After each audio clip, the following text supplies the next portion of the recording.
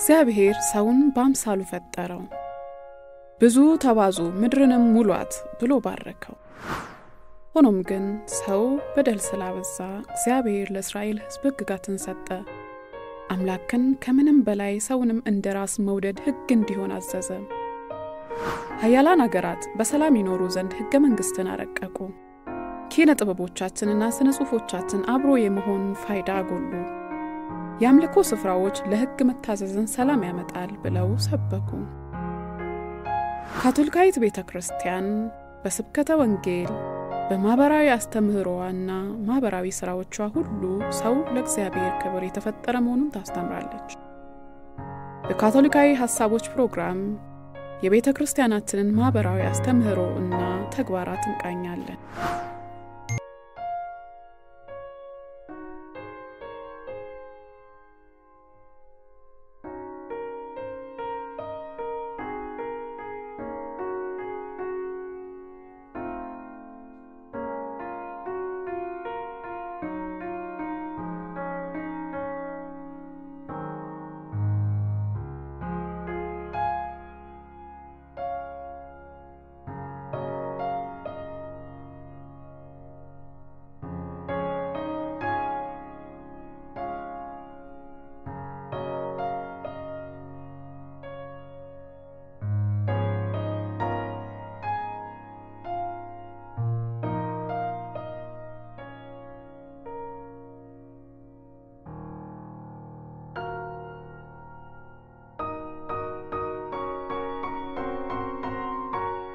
ካደ ሰዎች ለስደት በተለይ ደግሞ መደበኛ ላልሆነ ስደት የሚዳርጋቸው ነገር አውቀውና ለይተው ባገራቸው የመቆየትን ባገራቸው የማፍራትን ሐሳብ እንዴት ነው ልናሰርጽ የምንችለው እንደው በትንሹ እዚህ ላይ ሩት ኮዙን የሚባለውን ቅድም የተጠቃቀሱ ነገሮችን እንዴት እንደው እነሱን ማሻሻል ይቻላል እንደ ቤተክርስቲያን እንዳገር እስቲ እንደው እዛ ላይ እንወያይ ሰዎች እንደዚህ ላደጋ የሚጋለጡ ከሆነ ምን ማድረግ ትችላለች ቤተክርስቲያን ችግሩ ከመጣ በኋላም ደግሞ ደራሽና ታው ግን ከዛስ በፊት መልካም ምንድነው በመጀመሪያ የውሳኔ ነገር ስናነሳ የሰው ልጅ እግዚአብሔር የተሰጠው ሐሳብ አላንድ የተሰጠው ነገር አለም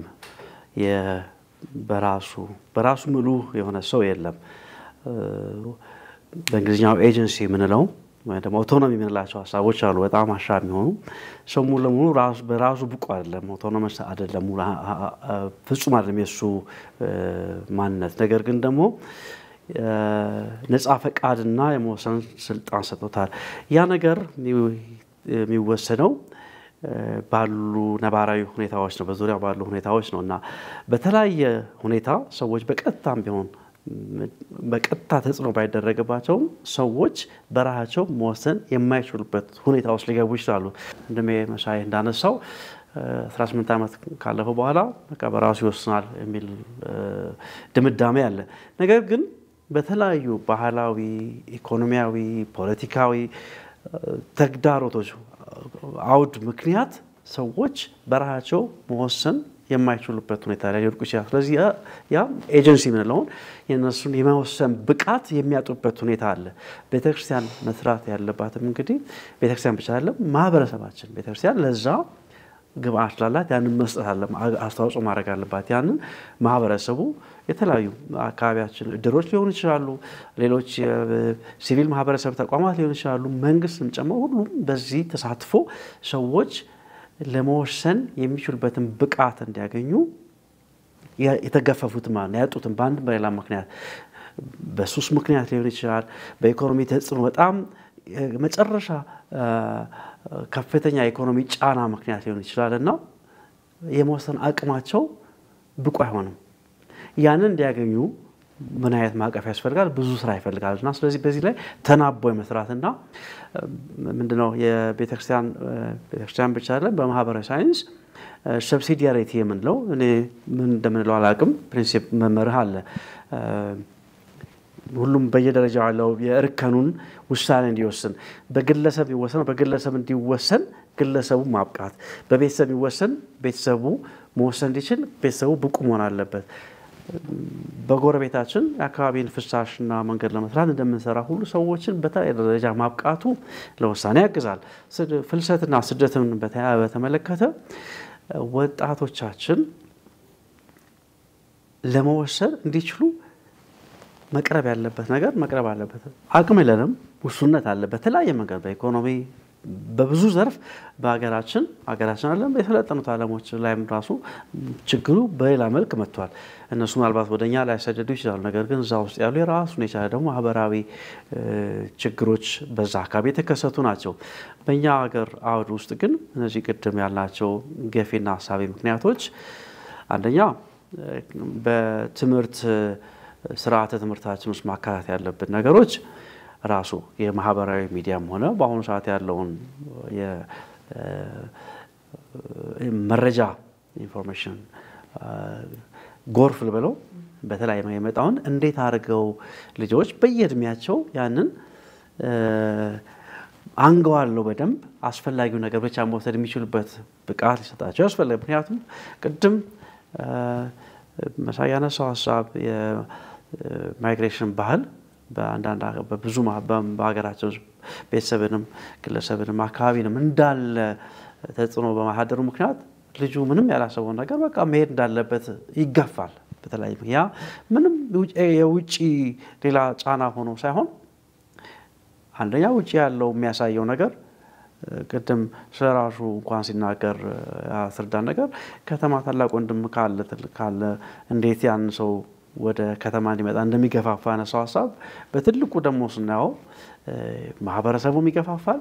ያ እንደዚህ አይነት ነገሮች ላይ ብዙ ትልቅ ስራ አለና ስርዓተ ትምህርታችን ውስጥ በማካተት አንጓለው መረጃዎችን ማግኘት እንዲችሉ እንደገና ደግሞ ሰፋ ያለ የፖሊሲ ማዕቀፍ በማዘጋጀት ከታች እስከ ላይ ድረስ ሁላችንም በተቀናጀ መልክ በአገራችን ወጣቶቻችን ራሳቸውን ማብቃትና ለስራም ማብቃት የሚችሉበት ሁኔታ እንደገና መሄድ ካለባቸው በቂ የሚዘጋጁበት ቅድም ያነሳሁት ሐሳብ ስለሆነ አልደግሞም አልፈዋለሁ እና ይሄ የውሳኔን ጉዳይ በተመለከተ እገዛው በጣም ሰፊ ነው። ስነ ልቦናዊ ባህላዊ ነገሮችን ማዘጋጀቱ ጥሩ ይሆናል። እንደው ውሳኔ የተባለው ላይ በድግግሞሽ ስለምናየው ነው ወገኖቻችን ሲጎዱና ያለን ደርሰውም በመድረስ ወደሚሄዱበት ሀገር ጉዞ ላይ የሚያሉ ለአደጋ ለሞት ሲዳረጉና ያለን አሁንም ከመታተም በኋላ ከጊዜያትም በኋላ ተቆጥሮ እሱ ታሪክ ይደገማልና አንዳንዴ ለዛ ነው ትክክለኛ ምንድነው አንድ ያልሰራንበት መስራት የምንችለው ከዜና ባለፈ ዘገባዎቹ አይቀርቡም። የዚህ በተለይ በህገወጥ ሰዎች ዝውውር ዙሪያ የሚከሰቱ በጣም አሰቃቂ ሆኑ በሰዎች ልጆች ላይ የሚደርሱ ኢሰባዊ ሆኑ ግፍ በደሎች ሰዎችን በከነ ህይወታቸው ባህር ውስጥ የመወርወር ብዙ የሰውነት አካል ክፍል ኦርጋን ስርቆት ሳይቀር በጣም ብዙ የሚደርሱ ነገሮችን እኛ አድል ያለን ለትንሽ አንዳንድ ነገር የማየት እንሰማለን። ማን ነው ባንድ በገጠር አይደለም በከተማ ላለ አንድ ወጣት ይሄን መረጃ ማን ነው የሚሰጠው? መቼ ነው የሚያገኘው? መገናኛ ብዙሃኖቻችን መንግስትም የግል ምን ያክል እዚህ ላይ እኛም ራሳችን የቤተክርስቲያን ይሄ ተቋም በዚህ ላይ ምን ያክል ሰርተናል ብንል በጣም ዝቅተኛ ነው። ምናልባት በእናንተ ጽሕፈት ቤት በኩል የሚሰሩ ስራዎችስ ምን ያክል በአጥቢያ ቤተክርስቲያኖቻችን ላይ ይታወቃሉ? አንዱ በተለያየ ምክንያት የኛው የቤተክርስቲያናችን የቁምስና ወጣቶቻችን ለፍልሰትና ለስደት ያለው ፍላጎት ምናቀው ነገር ነውና ምን ያክል ግንዛቤ በእኛ ሰተናል የሚለው ነገር ብንጠይቅ ወደ ውስጥ መጠየቅ ያለብን ስራ ብዙ አለ እና እዛ ላይ በጣም ብዙ ስራ መስተራት አለበት። ያሉ ችግሮችን በሊቢያ በረሃ የሚያጋጥሙ በቀይ ባህር ሜዲትራኒያን ላይ የሚያጋጥማቸው ነገሮች ብዙ ጊዜ የናይጄሪያውያን ወይ ደግሞ ሌሎች ሀገሮችን እንትን እናያለን። ማስታወሰው እንደውም ራሱ በኤችአይቪ ዙሪያ ላይ ድሮ ሲነገር በጣም የዩጋንዳን ምሳሌ እዚህ ወንድሞቻችን እየቀጠፈብን የዩጋንዳ ምሳሌ አመተን ከንፈራችን መጣለን ስለኛ ቤት አይመጣም። ይሄ ናይት አሳሰብ በፍልሰትም ዙሪያ አለ። የኛ ሰዎች ተጋላጭ አይመስሉንምና በጣም ይሄ ነገር እንትን ብለን በጣም በሰፊው ሊሰራበት የሚሰራ ስራ ስለሆነ እንደ ቤተክርስቲያን እንደ መገናኛ ብዙሃን ይሄም ሰላም ካቶሊክ ቲቪ በዚህ ላይ ቢሰራ ጥሩ ነው ያለው ብዙ ስራ አለን አባ ሚሉን ነገር ካለ በዚህ ዙሪያ ምናልባት እንደ ቤተክርስቲያን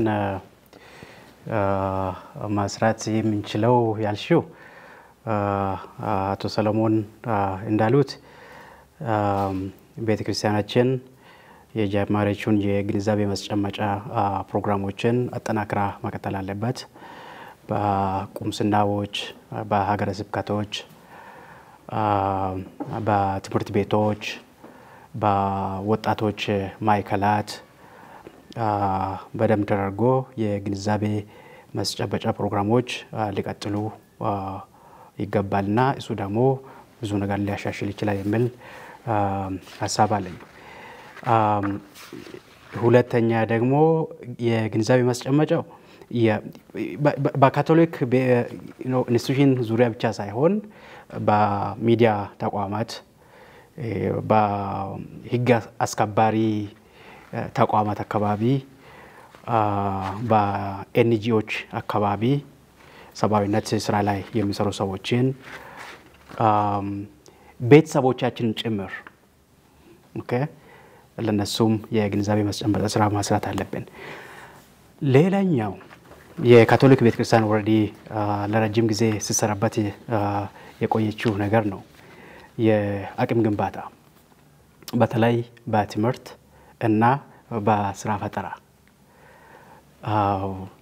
በእኛ ሀገር የብሉ ኮለር ስራ እኮ ይናቃል ሁሉም ሰው ዋይት ኮለር አድርጎ ቢሮ መቀመጥ ይፈልጋል ግብርና ተምረን ቢሮ መቀመጥ ይፈልጋል እና ያንን አቲቲዩድ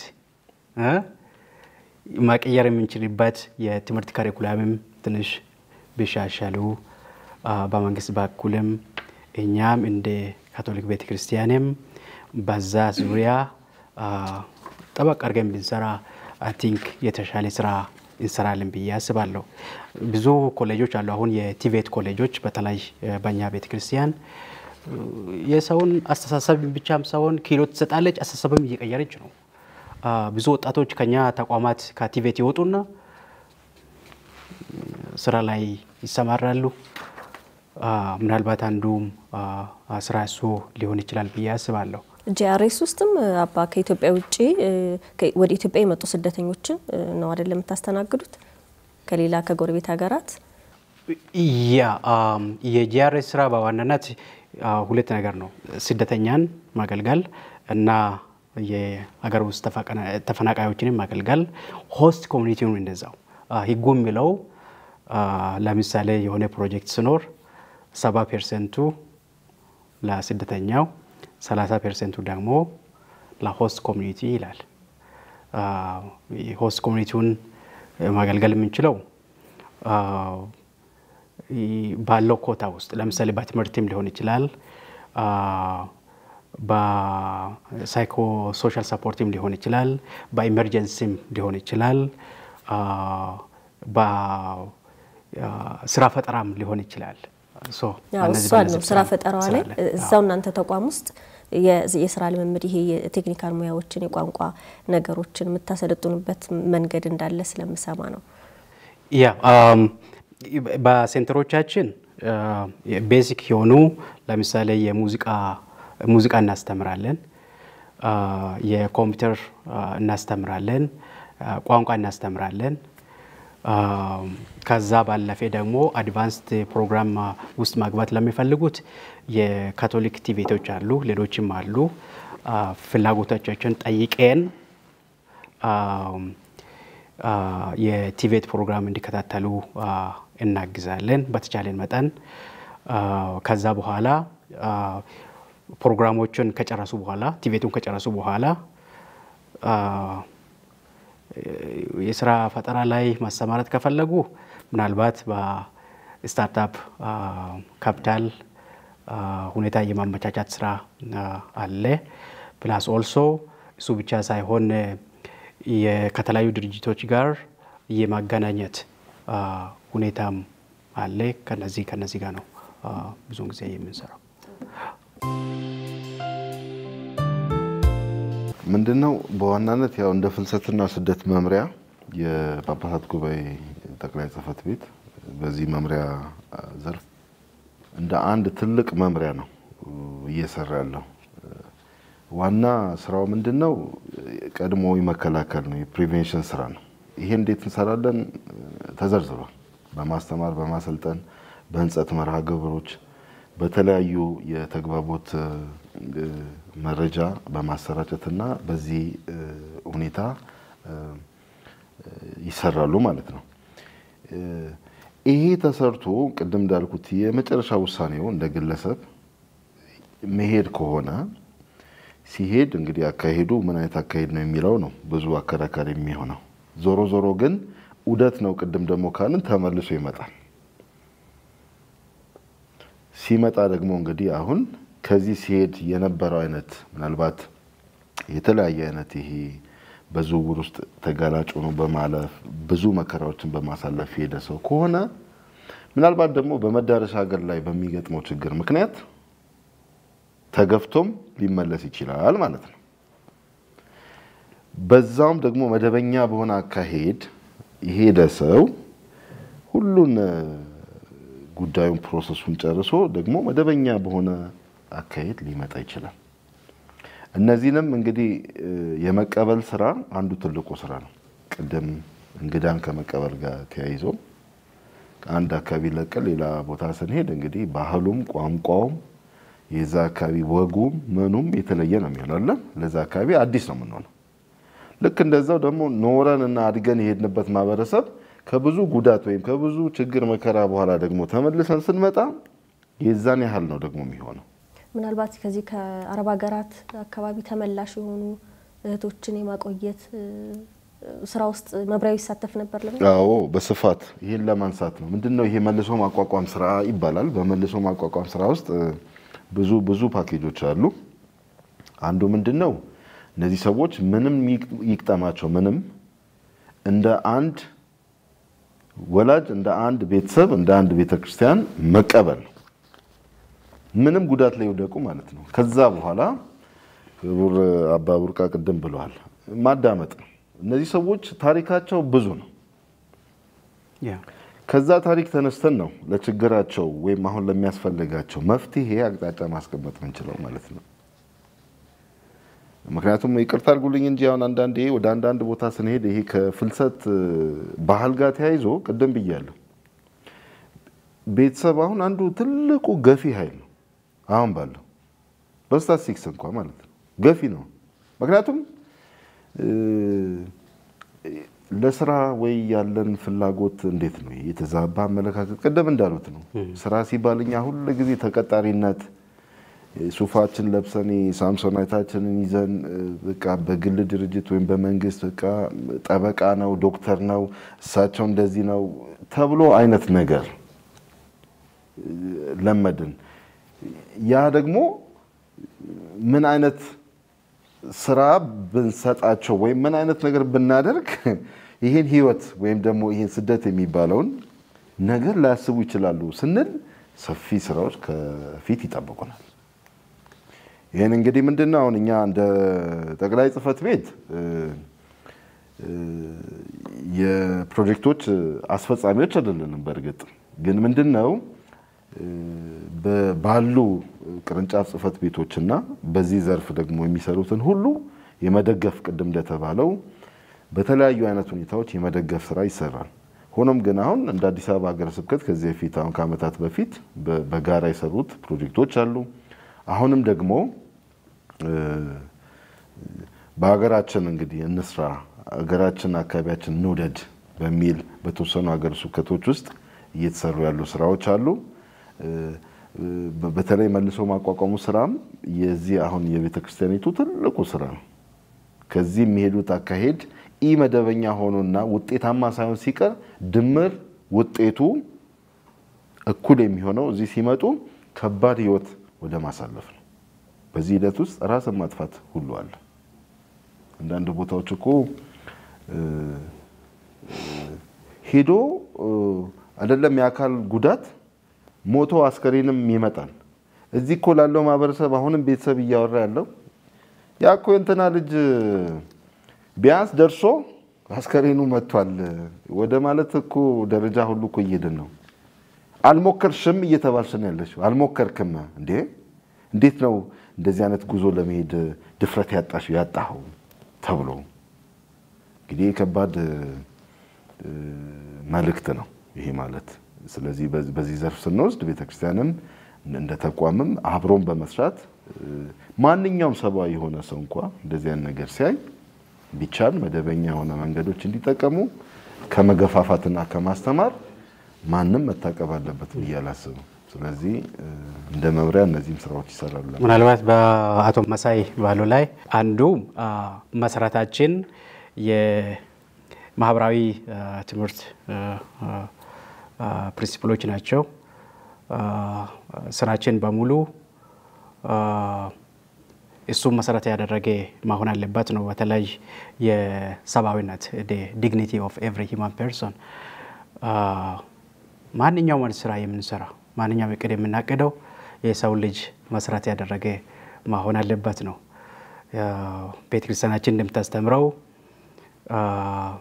በላቲን ምንድነው የሚሉት ኢማጎ ዴይ ሁሉም የተፈጠረው በእግዚአብሔር አምሳያ ነው። ሁሉም ሰው በእግዚአብሔር አምሳያ ከተፈጠረ ዘር አይደለም፣ ቀለም አይደለም፣ የትምህርት ደረጃ አይደለም፣ የማህበራዊ ኑሮ አይደለም፣ የፖለቲካ አፍሌሽን አይደለም። እሱን መሰረት ሳያደርግ በሰብአዊነቱ ሁሉም ሰው ክብርነቱ መጠበቅ አለበት ነው። የሰው ልጅ ክብር እንደ ቪዛ ኤክስፓየር የሚያደርግ አይደለም። ሁላችንም በእግዚአብሔር አምሳያ ነው የተፈጠርነው። እሱንም ቤተክርስቲያናችን በስራችን በትምህርታችን በግንዛቤ ማስጨበጣ ፕሮግራሞቻችን ይሄን አጠናክረን መቀጠል አለብን። እዚህ ላይ ምናልባት አንድ ቅድም መሳይ ያነሳው ሀሳብ ላይ አንድ ለመጨመር ምንድነው የገፊ ምክንያት የሆነ ቤተሰብ የሚባለው ትልቁ ፈተና በተለይ ለተመላሾች በሚደረግ ጥረት ላይ ከባዱ ፈተና በሚሄዱበት ጊዜ ብዙዎቹ ጥሪታቸውን አሟጠው ነው የሚሄዱት። ከብት ሸጠው ሊሆን ይችላል። በቃ የማያደርጉት ነገር የለም። ልጄ ያልፎላት ወይ ደግሞ ነገ ታሳልፍልኛለች በሚል ሀሳብ ነው። እዛ የሚያጋጥማቸው ተቃራኒ በሚሆንበት ጊዜ የሀፍረት ባህል አለ። ምን ብዬ ነው መለሰው? ከቤተሰብ ጋር ሙሉ ለሙሉ መቆራረጥ በጣም ልብ ቁስለት ትራውማ ውስጥ በመሆናቸው እነዚህ ልጆች ማንነታቸውን ይዘጉታል፣ ይቆልፋል። ለአገልግሎት ሰጪዎች እንኳን ማንነታቸውን የማይናገሩበት ሁኔታ አለ፣ ከየት እንደመጡ። እስከዚህ ድረስ ስለሆነ ትልቁ ማህበረሰቡ ላይ መስራት ያለበት ስራ አለ። በጣም መስራት ያለበት ስራ ትልቅ ስራ ነውና ይሄ በእርግጥ ነው ቀላል ስራ አይደለም። ረጅም እቅድና እንደ አገር ምንድነው የሚባለው ይሄ በእንትን የሚሰራ ሁሉንም እናንቀሳቀስበት አይነት ዘመቻ ከዘመቻም በላይ ንቅናቄ መፍጠር አለብን። አሁን ቋንቋ በጣም ንቅናቄ የሚለው ይመስለኛል። ዘመቻና ንቅናቄ ፈጥረን በመንግስት ተቋማት፣ በትምህርት ተቋማት ቅድም አባ እንዳሉት በጤና ተቋማት በሁሉም ዘርፍ በተለይ ደግሞ ትኩረት ያልሰጠናቸው እነዚህ ሀገር በቀል የምንላቸው የአካባቢ እንደ እድርና ቅሬ የመሳሰሉ ተቋማት ላይ አልሰራንም። እነሱ ላይ በጣም ብዙ በመስራት ህብረተሰቡን ማስገንዘብ ይቻላል እና ይሄ ቀላል ነገር አይደለም። መሳይ የተናገረው አስከሬን መምጣት መመለስን እንኳን በቃ እንደ ጉዳት ካለ መቁጠር ድረስ ከተደረሰ ብዙ ስራ እንዳለብን ያስገነዝባልና እዛ ላይ በጣም ማሰብ አስፈላጊ። ሌላ አባ ቅድም አስቀምጠውታል። የዚህ አንዱ ለምሳሌ በእኛ አዲስ አበባ ካቶሊካዊ ሰበካ ከአለፈው ዓመት የጀመረው የቴክኒክና ሙያ ማሰልጠኛ ተቋም የቀረበለት ጥያቄዎች አሉ። ግን አሁን ደግሞ ማህበረሰብ ውስጥ ያለ ደግሞ ክፍተትም በዛ ለማየት ችለናል። ምንድነው አንዳንድ የአውሮፓ ተቋማት ድርጅቶች ባለሙያዎችን ከዚህ ለመውሰድ ይፈልጋሉ። ነገር ግን ቢያንስ ማሟላት ያለብን ዝቅተኛ የክህሎት ደረጃ አለ። አብዛኛውን ጊዜ አሁን በእነዚህ ያጋጠመን ነገር በዚህም በገዳማት ጥምረት በኮንሶርቲየም በምንሰራው ስራ ያጋጠመን ነገር ምንድነው?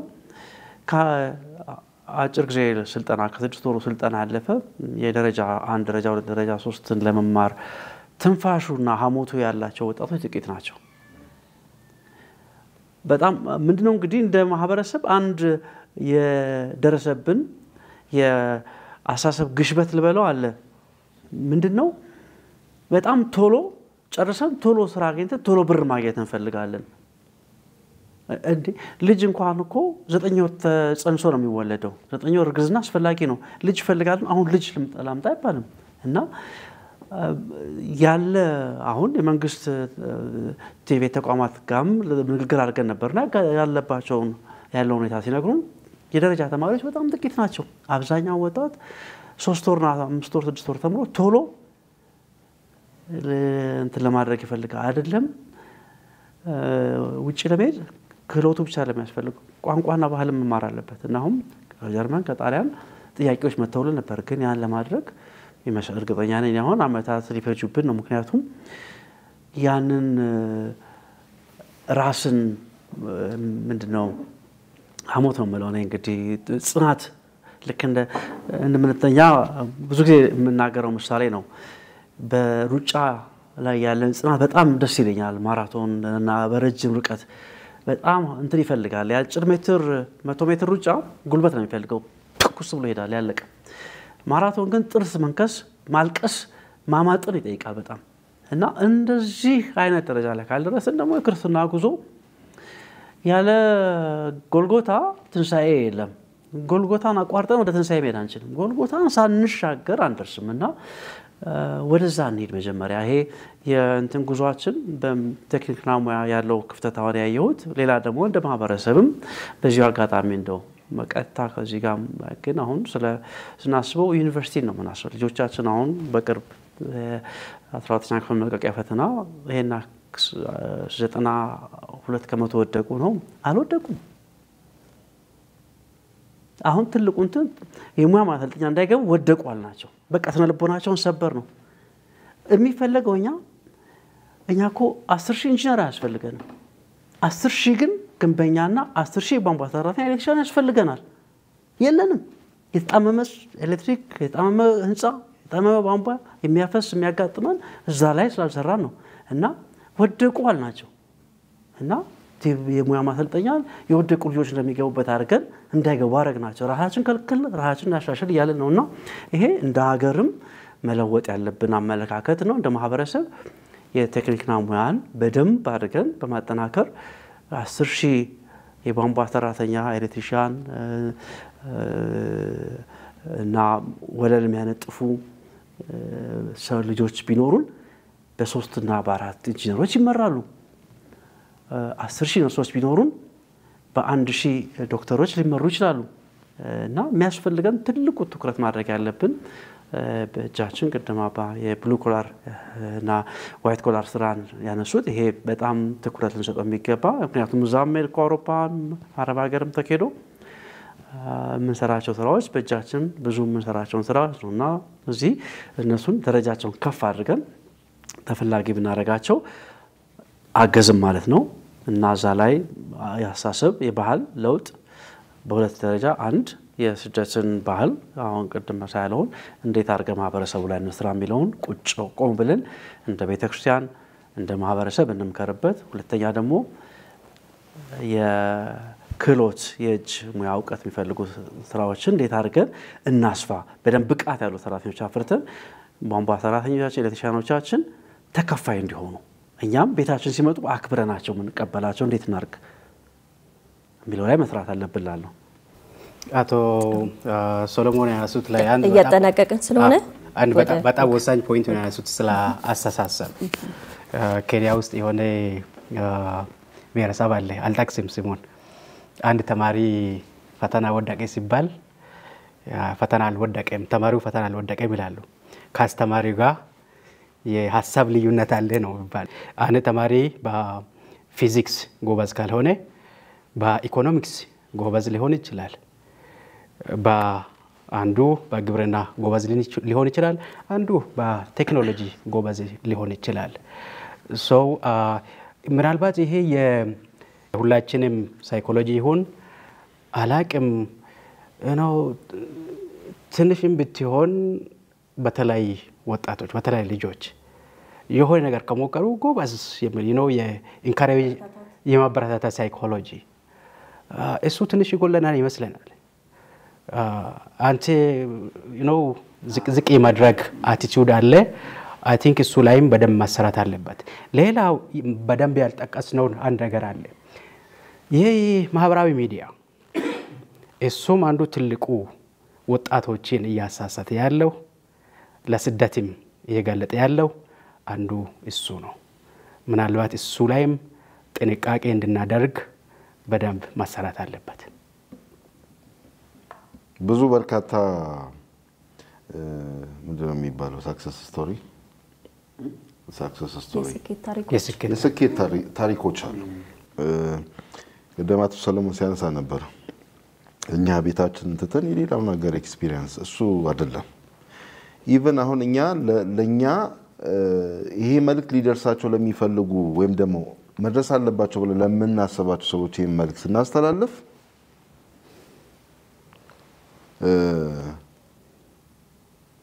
በምን አይነት መንገድ ነው የምናስተላልፈው?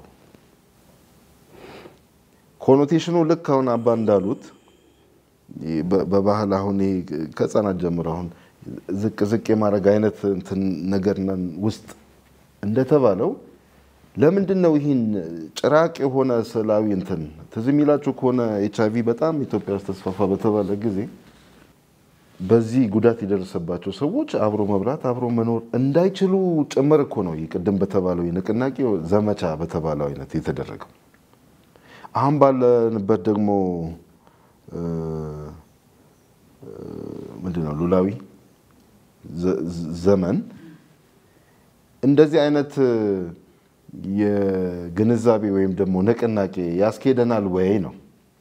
አንዳንዴ እኮ ፍልሰት ስደት ከልማትም ከሀገር እድገትም ጋር እኮ አያይዘን ካላነሳን ሁሉ ጊዜ አንዷን ኢመደበኛ ብቻ የምትለዋን አሁን ፖርሽን አንስተን ካወራን የሱን ጉዳት መጠን የሱን ጥሩ መሆን አለመሆን ማውራት እንችላለን እንጂ በአገርም በግለሰብ ደረጃ እኮ የሚበረታታ ነገር ነው ይሄ ነገር ለሁሉም ስለሆነ። ስለዚህ ምንድነው የምናስተላልፈው መልእክት እንዴት ነው? ይብቃ ስደት ይቁም።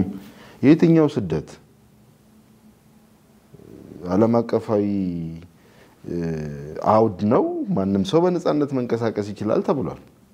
እንደተባለው እንደዛ ሆኖ ሲያበቃ ደግሞ አሁን ይብቃ ስንል እንዴት ነው? እኛ እንግዲህ እንደ ቤተክርስቲያን ምንድነው ስርዓት ሊኖረው ይገባል።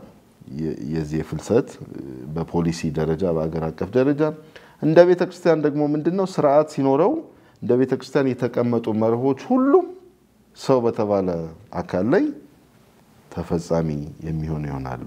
ከዚህ አንፃር ምናልባት ብዙሃኑን ምንደርስበት መንገድም የራሱ ተጽዕኖ አለው። ሁሉ ጊዜ አሉታዊ በሆነ መንገድ ብቻ በመግለጽ የፍልሰትን የስደትን ጉዳይ ማህበረሰባችን ተገነዘበ አወቀ ማለት አንችልም። አንዳንድ ጊዜ መደበኛ የሆነን መንገድ ተከትለን ከሄድን ደግሞ ለራሱ ለግለሰቡ ለቤተሰቡና ለአገርም የሚበቁ ትልቅ ነገሮች ሊያመጣ እንደሚችል እና የተለየ ሀብት ሊሆን እንደሚችል ማሰብ መቻል አለብን የሚለውን ለማከል ያህል ነው። ውይይታችንን እያጠቃለልን ስለሆነ የመጨረሻ መልእክት ምትሉን ካለ አባ? ያ በኔ በኩል የምንናገረውን ተግባራዊ ብናረግ ጥሩ ነው። ቤተክርስቲያናችን የምታስተምረንን ተግባራዊ እናድርግ። ቤተክርስቲያን እንሁን እና ስለ ሰብአዊ ስራ የሚሰሩ ድርጅቶች፣ ተቋማት፣ ግለሰቦች አሉ። ሰብአዊ ስራ ከተባለ ምንድነው ሰብአዊነቱ? ሰው እንሁን። በተለይ ስደተኞቻችን ደግሞ ከሌላ ቦታ ወደ እኛ ሀገር የመጡት ደግሞ ተስፋዎቻችን ናቸው። ጥንካሬን ያስተምሩናል። ብቻቸውን አይደሉም። ቤተክርስቲያን ከነሱ ጋር ነች። ተስፋ መቁረጥ የለባቸውም። እግዚአብሔር ከነሱ ጋር ይራመዳል። ለኛም ደግሞ ተስፋ ይሆኑናል። ለማህበረሰባችን ደግሞ እንግዳ ተቀባዮችን ነው። እንግዳ መቀበል ሸክም ሳይሆን በረከት ነው። ጥሩ መልካም። አሁን መጨረሻ ላይ ማሳያናው ሐሳብ ላይ በደንብ አሁንም ትኩረት ሰጥቶ እዛ ላይ በጣም በተቀናጀ መልክ ግንዛቤ መስጠት ማለት በቃ ይሄ ተለመደው አይነት ግንዛቤ ማስጨበጫ የሰራም ወጣቶቻችን አትሂዱ ባለው ነገር አይሰማም። እንደውም በባህሪው ወጣት የተከለከለው ነገር ማድረግ ይፈልጋል። ይሄ አዳማዊም ነው። ያቺን ፍሬ አትብላ ተብሎ ነው የበላው። ከዛ አንድ ፍሬ ከዛ ሁሉ ፍሬ መካከል የበላውና በዛ አይሰራም። ሁለተኛ ደግሞ የሚያየው ሌላ የራሱ ዓለም የፈጠረው አለና እዛ ላይ እውነተኛውን ማዘጋጀት የምንችለውን ያክል ያሉንን ሀብታት ያሉንን ሪሶርሶች አቀናይተን በሁሉ መንገድ መድረኩን ማዘጋጀት ክሎት የሚያዳብሩበትን ውጪ ሄደው እንዳይቸገሩ ይህም ማግኘት ያለባቸው ነገር ሰው ዜጎቻችን እንዲያገኙ ማድረግ እንደገና ደግሞ ማህበረሰቡን ገፊ እንዳይሆን እዛ ላይ በተደጋጋሚ በየጊዜው በዘላቂነት በሁሉ ተቋሞቻችን ደግሞ ቅድም አሁን እንደገና አጠቃላን ሰው በትምህርት ለስርዓተ ትምህርታችን ውስጥ ከቀያችን መውጣት አለበት። ሰፋ ያለ ግንዛቤ ይኖራቸው ያን በማዘጋጀት አዌርነስ በየጊዜው ግንዛቤ በየደረጃው በማስጨበጥ ባህሉን ላይ ተጽዕኖ ማድረግ እንችላልና ትላልቅ ተጽዕኖ ፈጣሪ ሰዎች ዛሬ እንዲተባበሩ ማድረግ እና በተለይ ደግሞ ሀገር በቀል ተቋማትን መጠቀም በጣም ከነሱ ጋር በቅንጅት መስራት አስፋሁን ለብዙ ነገር ባህላዊ እንትኖችን እንጠቀማለን እንደ አባገዳ ወይ ደግሞ የአካባቢ ሽማግሌዎችን ልክ በዛው መጠን ወጣቶችን የሚደረሱበት መንገድ ፈልገን በየአካባቢው ይሄን ስራ መስራት አስፈላጊ ነው እንጂ አትሂዱ ያደጋለ እሱ ያለፈበት እንት ነውና እዛ ላይ ስላለመሄድና ስለመሄድ ሳይሆን የምናወራው ማብቃት ማዘጋጀት በራሱ እንዲወስን የማድረግ ነው። አሁን በስነ ልቦናም እኮ ድሮ በግድ አንድ ሰው ሐኪም ቤት አእምሮ ሕክምና ውስጥ ይከተታል። አሁን ራሱን አዘጋጅቶ እንዲወስን ነው የሚደረገውና ያንን ነገር አዘጋጅተን እንሂድ ነው የምለው። በቂ የሆነ ግንዛቤ በየደረጃው ለቤተሰብ ለማህበረሰብ ለወጣቶች በቀጥታ እንስጥ ብቃት እንስጣቸው። ሙያዊ ክሎት ስነ ልቦናዊ ዝግጅት ሲሄዱ የሚጠብቃቸውን ነገር እናሳውቃቸው። እዚህ ቢቀሩ ያለውን ነገር እናሳያቸው። ደግሞ እድል የሚኖር እድሎችን እዚህ የምናስፋ በጋራ መሳሪያዎቻችንን ማረሻ አድርገን ሰላማዊ አውድ ፈጥረን እዚህ የሚሰሩበትን እድል እንፍጠር። ውጪ ሄደው ደግሞ መስራት የሚችሉበትን እንፍጠር። ምክንያቱም መጽሐፍ ቅዱስም በሄዱበት ደግሞ እንደውም ባለሳሳት ባቢሎን በነበሩበት ጊዜ ለእስራኤላውያን እግዚአብሔር ያለው ባሉበት ምድር እርሻ እንዲያርሱ ሴቶቻቸው እንዲያገቡ እንደመከረ ሁሉ እንደተናገራቸው ሁሉ በሄዱበትም እንደዚህ አይነት ህይወት እንዲያጋጥማቸው እናዘጋጃቸው። ምንም የማይችል ሰው ከሄዱ እዛም በቃ ችግር ውስጥ ነው የሚወድቀውና ያንን ማሰብ አስፈላጊ ነው ብዬ አምናለሁ። እሺ አመሰግናለሁ ሜሪ። እንግዲህ ይሄ ሰፊ አውድ ነው ቅድም ብለናል። እንደመሆኑ መጠን የአንድ ተቋም የስራ ድርሻ ብቻ ነው ተብሎ ሊወሰድ አይገባም። በርካታ የሆኑ መሰል ተቋሞች ወይም ደግሞ ተቋማት ይሄን ስራ ሊደግፉና አብሮ ሊያስኬዱ ይገባል ብዬ አስባለሁ። ከዚህ አንፃር ቤተክርስቲያን የጀመረችውን የቀድሞ መከላከል የማሰልጠና አሁን እንደተባለው ብዙ ግንዛቤ ማስጨበጥ ሁኔታዎች መቼም ማቋረጥ የሌለባቸው ጉዳዮች ናቸው። ይሄን ስንል ቅድም እንደተባለው በትምህርት ቤትና ይሄ ባሉን ተቋማት ብቻ አይደለም። በቁምስናዎች ራሱ በተቻለ መጠን እሁድ እንግዲህ ለተሰንበት ሁላችንም ወደ ቤተክርስቲያን ለቅዳሴ እንመጣለን። ግድ የለም ትንሽ ነገር ለማህበረሰቡ አመታዊ ክብረ በዓሎች እንደዚህ ሲኖሩ ትንሽ ነገር መናገር። እኔ የሰማሁትን እኮ ነው ሰፈሬ ሄጄ ዛሬ የክቡር አባ ቡርቃ ስብከት በጣም ቆንጆ ነበር እንደዚህ አይነት መልእክት ይዤ መጣሁ የሚባለው ያ አደረጃጀት ነው እየቀጠለ የሚሄደው። ስለዚህ ይህንን እኛም እንደ አንድ ወጣት እንደ ተቋምም አጠንክረን መሄድ አለብን።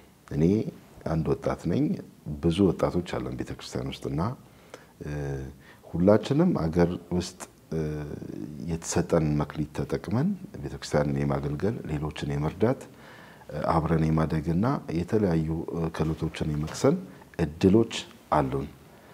እባካችሁ ባለንና በተገኘ አጋጣሚ ይህንን መልእክት ለብዙሃኑ የማድረስ እድል ቢገጥመን ሁላችንም ይሄን ሳናደርስ የምንቀር እንዳንሆን አደራ እላለሁ። አመሰግናለሁ።